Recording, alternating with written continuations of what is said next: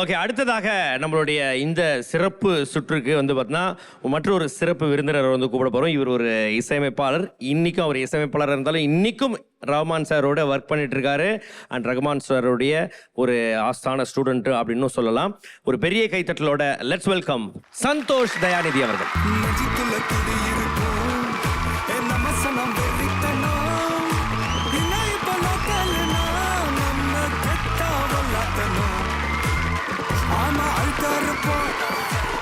ரஹ்மான் கூட சார் கூட இருக்கீங்க. இந்த பாட்டு கூட நிறைய எக்ஸ்பீரியன்ஸ் இருந்திருக்குங்க. இப்போ நம்ம ஒரு பாட்டு நீங்கள் வரும்போது ப்ளே பண்ணாங்களே. ஆமாம். அப்போ விஜய் சார் பாடும்போதெல்லாம் ஃபுல்லாக நீங்கள் தான் ரெக்கார்ட் பண்ணீங்களா?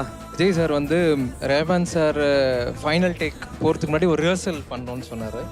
ஸோ அன்றைக்கி சார் ஊரில் இல்லை. ஸோ அப்போ நான் ரெக்கார்ட் பண்ணேன். ஃபைனல் வந்து ரஹ்மான் சார் ரெக்கார்ட் பண்ணேன். ஓகே, எப்படி உங்களுடைய journey with Rahman sir start ஆனது? ஸோ நான் பேசிக்லி ரஹ்மான் சாரோட பெரிய ஃபேன். லைக் பிக்கஸ்ட் ஃபேன் யாருன்னா அது நான் தான். அந்த மாதிரி காலேஜ் முடிச்ச அப்புறம் ரஹ்மான் சார் கரெக்டாக கேஎம் மியூசிக் கான்சர்வேட்டரின்னு ஆரம்பித்தார். ஸோ அதில் ஃபர்ஸ்ட் ஸ்டூடெண்ட்டாக போய் என்ரோல் ஆகி ஃபர்ஸ்ட் ஸ்டூடெண்ட் நான் தான் கேஎம்ல. அந்த ஜேர்னி ஸ்டார்ட் பண்ணி அப்புறம் சாரோட ஸ்கூலில் கிட்ஸ்க்கெல்லாம் கொஞ்சம் பியானோ டீச் பண்ணிகிட்டு இருந்தேன். அண்ட் தென் ஒரு நாள் ரஹ்மான் சார் ஸ்டூடியோலேருந்து கால் வந்துச்சு.